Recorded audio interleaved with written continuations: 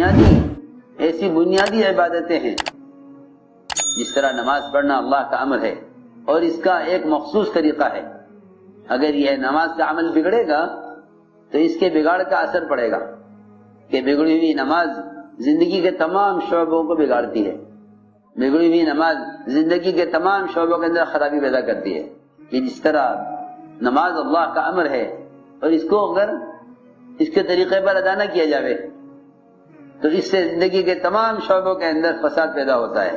بالکل خدا کی قسم. اسی طرح اگر بھلائی کا حکم کرنے برائی سے روکنے میں اس کے صحیح طریقے کو اختیار نہیں کیا جائے تو اس کا فساد اس سے بھی زیادہ ہوتا ہے. دھیان سے بات سننا کہ بے شک بھلائی کا حکم کرنا برائی سے روکنا اچھی بات ہے. نماز پڑھنا نماز ادا کرنا سب سے اونچی عبادت ہے. لیکن اگر اس کو بگاڑا جائے تو اس کے بگاڑ کے اثرات پوری زندگی پر پڑتے ہیں. ہم سمجھتے تھے کہ نماز کے بگاڑ کے اثرات تو اسباب پر بھی پڑتے ہیں, دین پر بھی پڑتے ہیں.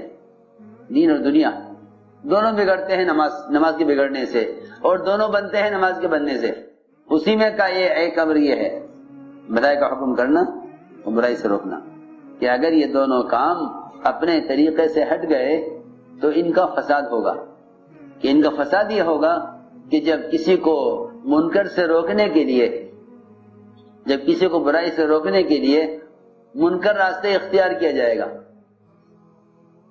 کسی کو منکر سے روکنے کے لیے راستہ غلط اختیار کیا جائے گا تو اس سے منکرات میں اضافہ ہوگا اور اس سے منکر کرنے والے کے اندر ضد پیدا ہوگی. کہ ایک آدمی کو منکر سے روکا جائے اور وہ باز آ جائے منکر سے. منکر سے روکنا صرف کہنے کے لیے نہیں ہے, منکر سے روکنا تو روکنے کے لیے ہے. جی ہاں, جس طرح بھلائی کا حکم کرنا اس کو بھلائی پر لانے کے لیے ہے. منکر سے روکنا منکر سے روکنے کے لیے ہے, صرف کہنے کے لیے نہیں ہے کہ منکرات بیان کرو. کہ نہیں, منکرات بیان کرنے کے لیے نہیں, منکرات کو روکنے کے لیے ہیں. میری بات بہت توجہ سننا, آگے واقعات عرض کروں گا تاکہ ہمیں معلوم ہو کہ ہم اگر کسی کو منکر سے روکتے ہیں تو ہمارا کیا طریقہ ہونا چاہیے. تو کسی کو بھلائی کا حکم کریں تو کیا طریقہ ہونا چاہیے. ہاں, یہ نہیں کہ منکر سے روکو جس طرح چاہو, جیسے یہ نہیں کہ نماز پڑھو جس طرح چاہو, ایسا نہیں ہے. کہ منکر سے روکنے کا مخصوص طریقہ ہے. اگر اس طریقے سے ہٹ کر کیا تو آپ کی اس کوشش سے فساد ہوگا, اصلاح نہیں ہوگی. کہ آپ کے اس عمل سے فساد ہوگا, اصلاح نہیں ہوگی. اس لیے سب سے پہلی شرط یہ لگائی اس میں کہ آپ اگر کسی کو منکر سے روکنا چاہتے ہیں تو آپ کو چاہیے کہ پہلے اس منکر کرنے والے سے اتنا تعلق اور اس کا اتنا قرب حاصل کر لیں اور اسے اتنی محبت کر لیں کہ آپ کو یقین ہو جائے یہ میری بات کو مانے گا, انکار نہیں کرے گا. اتنی محبت اس سے ہو جائے. لیکن محبت کہاں ہو کہ ہم منکر کرنے والوں سے نفرت کرتے ہیں. کہ جو آدمی منکر کرنے والے سے نفرت کرے گا وہ اس کو منکر سے بچا نہیں سکتا. کیوں؟ اس لیے کہ اس سے محبت نہیں کرتا. کہ منکر کرنے والے سے اتنا تعلق بڑھاؤ اور منکر کرنے والے کے اتنا قریب ہو جاؤ کہ تمہیں یقین ہو کہ اب میں اس کو روکوں گا تو یہ بات کو قبول کر لے گا.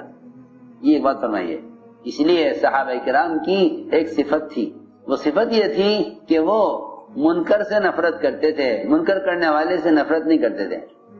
صحابہ کے بارے میں ہے نحن نکرہ المعاصی للعاصی, کہ ہمیں معصیت سے نفرت ہوتی تھی, معصیت کرنے والے سے نفرت نہیں ہے. نفرت کس سے؟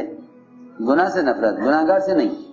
ابو درداء رضی اللہ عنہ گزرے ایک جگہ سے, وہاں ایک آدمی کو لوگ گالیاں دے رہے تھے, برا کہہ رہے تھے.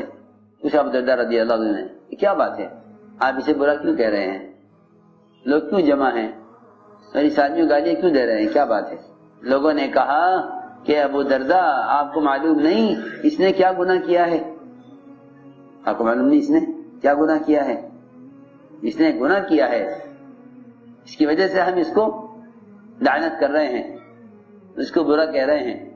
تو فرمایا, سوال کیا فوراً کہ یہ بتلاؤ اگر تم نے اپنے اس ساتھی کو کسی گڑھے میں پڑا ہوا دیکھتے تو کیا اس کو نکالتے یا گڑھے میں سے نہ نکالتے؟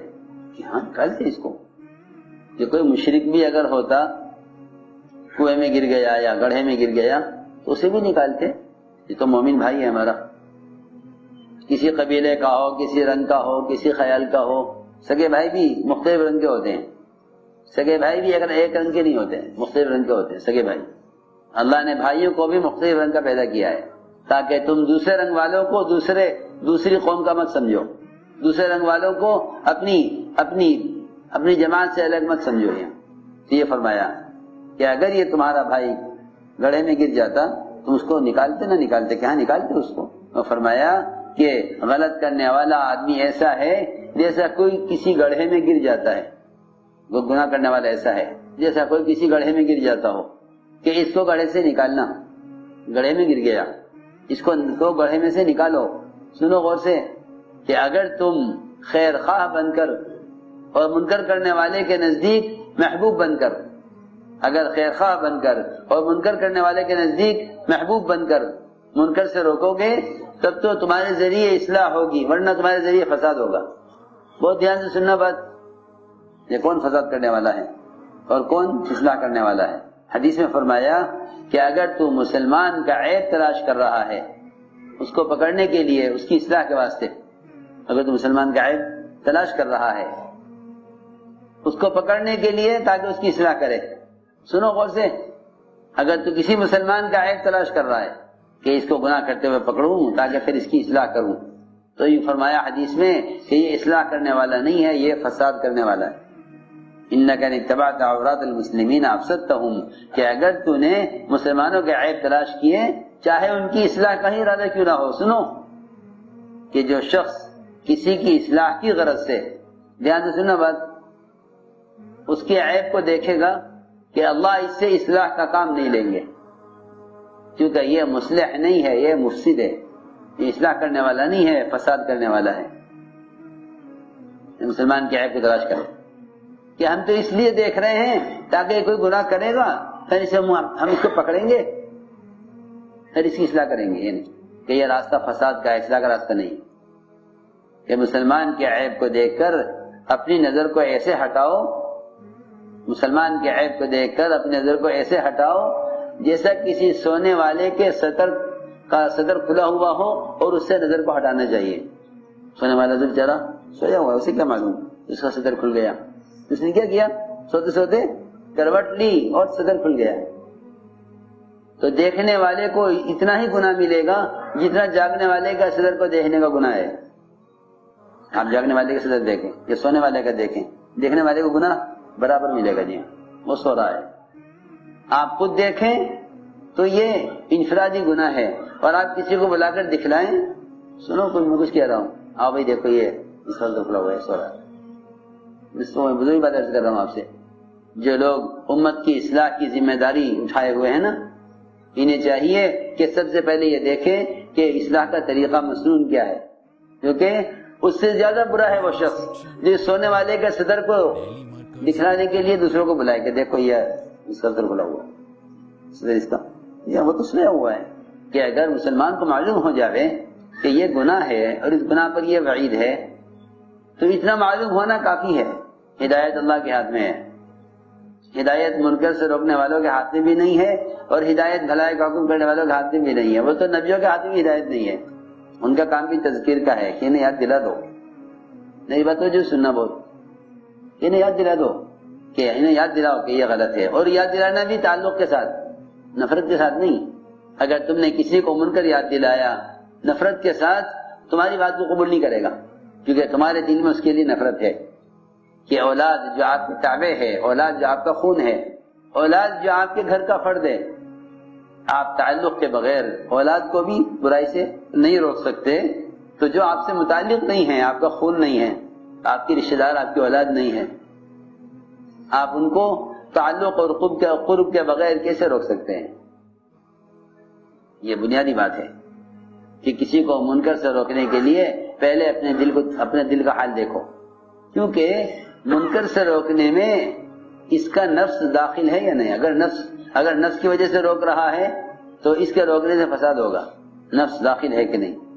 اگر اس میں نفس داخل ہے، اور جی ہاں، وہ نفسانیت یہ ہے کہ آدمی دوسرے کو منکر سے روکتا ہے اس کی کمزوری کو پکڑنے کے لیے کہ پہلے اپنے دل کا حال دیکھو. ورنہ حال یہ ہوگا کہ لوگ ایک آدمی کو منکر سے روکیں گے حالانکہ وہ خود اس سے بڑے منکر کے اندر مبتلا ہوں گے، تو انہیں اپنا منکر نظر نہیں آئے گا، دوسرے کا منکر نظر آئے گا. حدیث میں آتا ہے کہ دوسرے کا آنکھ کا تنکا نظر آتا ہے بال، اور اپنی آنکھ کا شیطیر نظر نہیں آتا. جی اپنی آنکھ میں، جی اپنی آنکھ میں شیطیر، پوری بلی اپنی آنکھ میں ہے. شیطیر جس پہ چھت کو روکا جاتا ہے. گارڈر کیا ہوتے ہیں؟ گارڈر ہوتے ہیں لوہے کے، چھت روکنے کے لیے، چھت کو روکنے کے لیے گارڈر ہوتے ہیں. کہ اپنی آنکھ میں تو گارڈر ہے، وہ اس کا تو احساس نہیں ہو رہا ہے، اور دوسرے کا آنکھ میں بال ہے، وہ محسوس ہو رہا ہے. فلاں ایسا ہے، فلاں ایسا ہے، فلاں ایسا ہے. تو جو دوسروں کے عیوب کو دیکھیں گے وہ ان کے اوپر غلبہ ہوگا دوسرے کی اصلاح کا، اور پھر اصلاح نہیں کریں گے فساد کے راستے سے، کہ نہیں اصلاح کرو اصلاح کے راستے سے.